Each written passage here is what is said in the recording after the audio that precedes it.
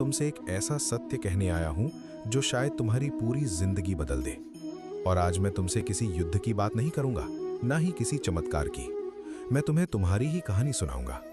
एक ऐसी कहानी जिसे तुम हर दिन जीते हो लेकिन कभी समझ नहीं पाते। आज सुबह जब तुम्हारी आंख खुली थी तब तुम्हारे सामने दो जिंदगियां खड़ी थीं। एक वो जो तुम रोज जीते हो और एक वो जो तुम जीत सकते थे, लेकिन तुमने बिना सोचे फिर वही पुरानी आदतें चुन ली। वही डर, वही बहाने, वही कल से शुरू करूंगा वाला वादा। और धीरे धीरे एक और दिन तुम्हारी जिंदगी से निकल गया। तुम रोज कहते हो, बस मेरी किस्मत बदल जाए। लगता है भगवान ने मेरे लिए कुछ अच्छा लिखा ही नहीं। शायद मैं दूसरों जितना काबिल नहीं हूं।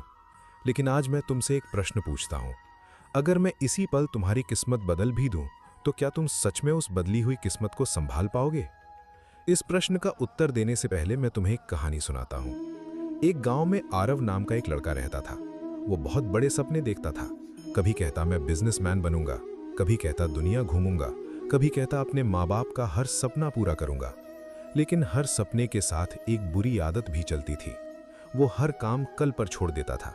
सुबह अलार्म बजता, वो कहता कल से जल्दी उठूंगा। किताब खोलता, 2 मिनट बाद मोबाइल उठा लेता। कोई नया काम शुरू करता, थोड़ी मुश्किल आती और कहता ये मेरे बस की बात नहीं।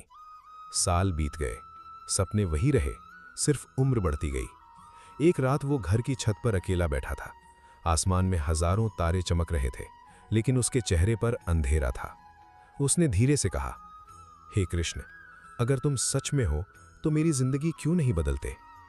उसी पल एक ठंडी हवा चली, चारों तरफ एक कोमल प्रकाश फैल गया और मैं उसके सामने खड़ा था। वो मुझे देखकर हैरान रह गया। उसकी आंखों से आंसू बहने लगे।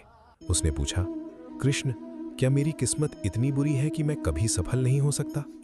मैं मुस्कुराया।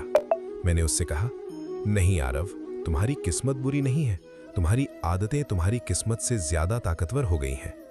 वो मेरी तरफ देखने लगा। उसके चेहरे पर पहली बार सन्नाटा था। मैंने उसे एक खाली कागज दिया और कहा, इस कागज पर